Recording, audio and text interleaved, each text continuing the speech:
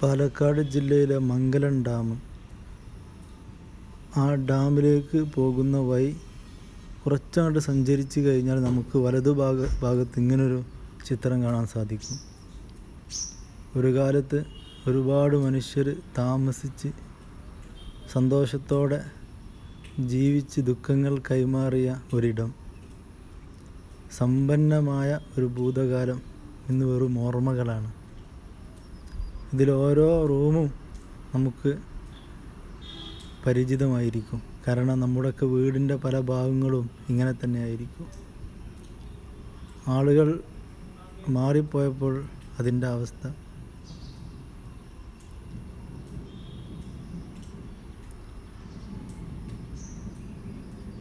മരത്തിൻ്റെ വേരുകൾ ആ വീടിനെ, ഒരു പാമ്പ് അതിൻ്റെ ഇരയെ വിഴുങ്ങുന്നത് പോലെ ആ മരത്തെ മുഴുവൻ അത് ചുറ്റി വരിഞ്ഞ് മുറുകി വെച്ച ഒരു കാഴ്ച നമുക്ക് കാണാൻ സാധിക്കും.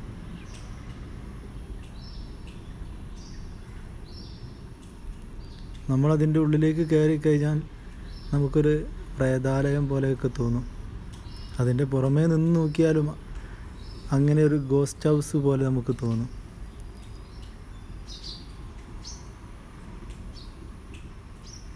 ഒരുപാട് വർഷമെടുത്തിട്ടുണ്ടാവും ഈ മരങ്ങൾ ഈ രൂപത്തിലാവാൻ.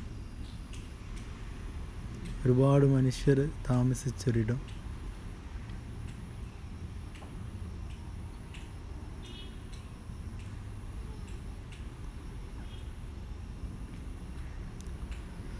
ഇതിൻ്റെ വേരുകൾ ഇങ്ങനെ അള്ളിപ്പിടിച്ചിരിക്കുന്നത് കാണുമ്പോൾ ഒരു കൗതുകം നമുക്ക് തോന്നും.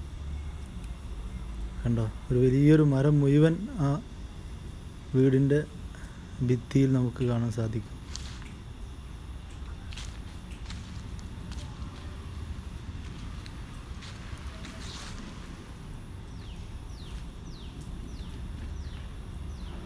ഇങ്ങനെയുള്ള ഒരു ചിത്രം കാണുമ്പോൾ